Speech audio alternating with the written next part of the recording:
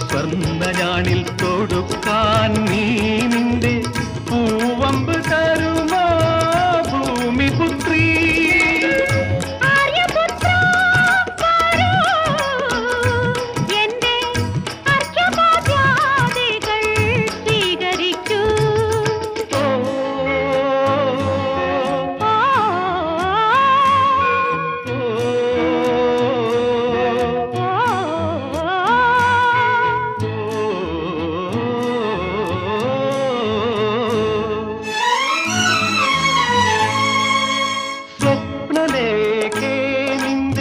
സ്വയംവര പന്തലിൽ ഞാൻ പുഷ്പക പല്ലക്കിൽ പറന്നു വന്നു.